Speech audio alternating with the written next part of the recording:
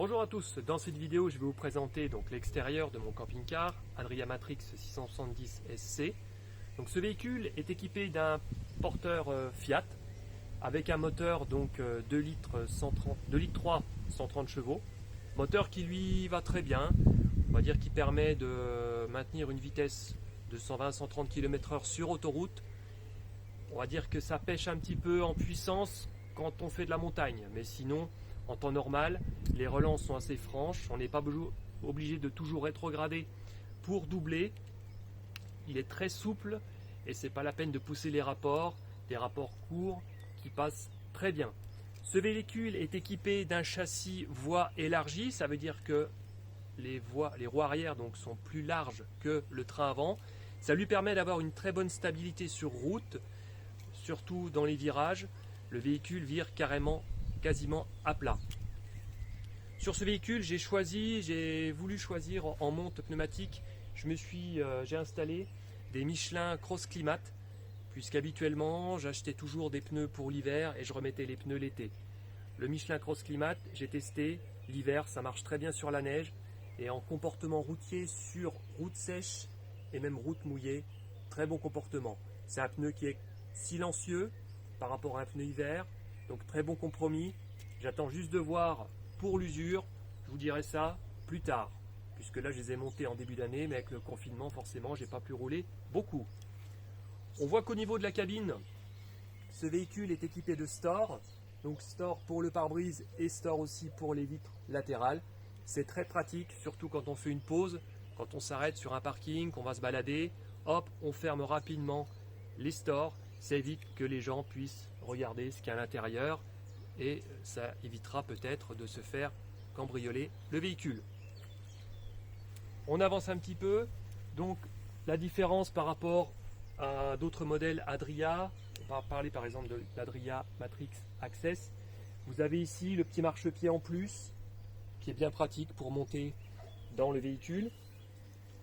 Carrosserie donc tout en polyester avec les bas de caisse qui sont donc en alu. Donc vous voyez qu'ici bas de caisse alu et le plancher aussi en polyester, justement qui permet d'avoir une protection maximum contre l'humidité. Il a aussi équipé de suspensions pneumatiques qui lui permettent justement d'avoir une très bonne stabilité au niveau routier. D'accord. On retrouve une porte de 60 cm de large avec ouverture, une fenêtre et un store qui permet d'occulter le soir. Ici, les deux aérations pour le réfrigérateur, donc un très grand réfrigérateur avec un espace congélation assez important. La trappe ici donc pour la cassette des toilettes. Ici on retrouve, vous voyez, très pratique aussi puisqu'elle est équipée de roulettes, donc c'est très pratique, comme ça on peut la tirer et c'est facile pour aller vider les toilettes, surtout quand elle est pleine, ça permet justement d'éviter de la porter.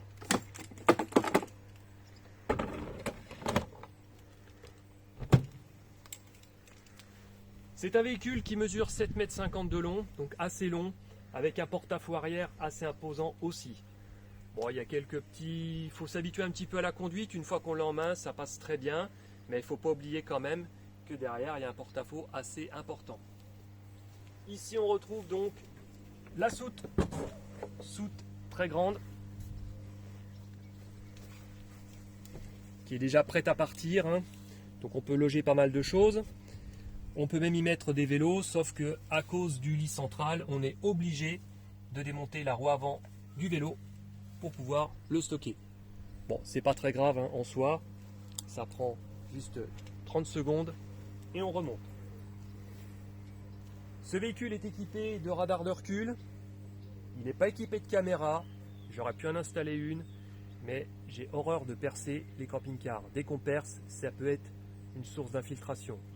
J'avais pensé mettre une caméra en Wi-Fi, mais bon, quand on manœuvre avec ce genre de véhicule, le plus simple c'est que le passager y descend, il regarde derrière et il guide le pilote.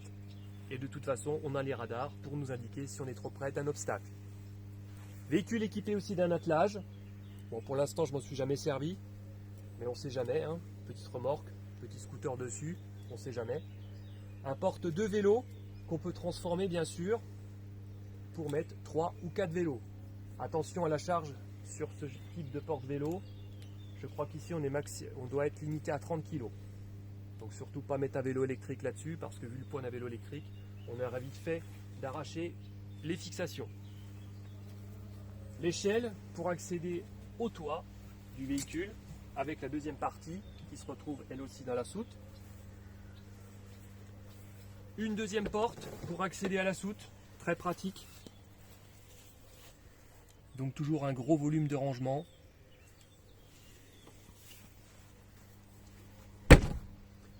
Ici on retrouve l'emplacement pour remplir donc les eaux propres avec une contenance de 140 litres. Donc c'est très appréciable, surtout quand on voyage à 5. Ici l'évacuation eau usée.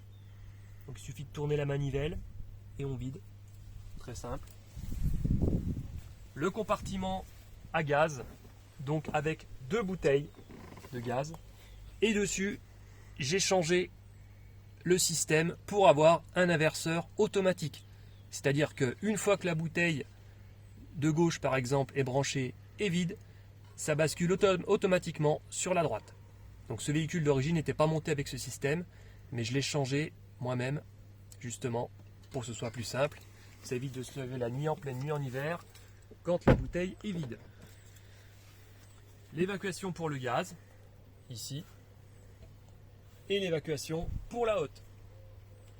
Vous remarquerez que toutes les vitres sont fumées d'origine sur ce véhicule. Très bien pour le soleil. Ici, le branchement pour le 220. Donc dès qu'on peut, dès qu'on s'arrête, on se branche, puisque je n'ai pas de panneau solaire sur ce véhicule. Quand j'ai acheté ce véhicule, il n'était pas équipé de panneaux solaires. Bon, au début, je m'étais renseigné pour en installer un. Et puis bon, étant donné qu'on roule quand même relativement souvent avec ce véhicule, le fait de rouler la journée, ça recharge la batterie cellule. Et étant donné qu'on n'a pas de matériel qui sont très énergivores, puisque pour nous le camping-car c'est avant tout un moyen de s'évader et de vivre différemment qu'à la maison, c'est-à-dire qu'on n'emmène pas le micro-ondes, la machine à café, on a la cafetière italienne, quand on veut se faire un thé, on fait chauffer l'eau dans la casserole, et on essaye de vivre différemment. C'est un moyen de s'évader, de vivre autrement, et de ne pas utiliser toutes ces technologies qu'on peut transporter, comme un micro-ondes, des choses comme ça. Voilà. Ce véhicule, donc, de 2015, actuellement il a 29 000 km. Donc je vais le proposer, là je le propose à la location. C'est pour ça même que je fais ces vidéos. C'est pour permettre à mes locataires d'avoir des petits pense-bêtes des fois pour pouvoir avoir quelques petits rappels sur l'utilisation du véhicule. Écoutez, je vous souhaite une bonne continuation et je vous dis à bientôt.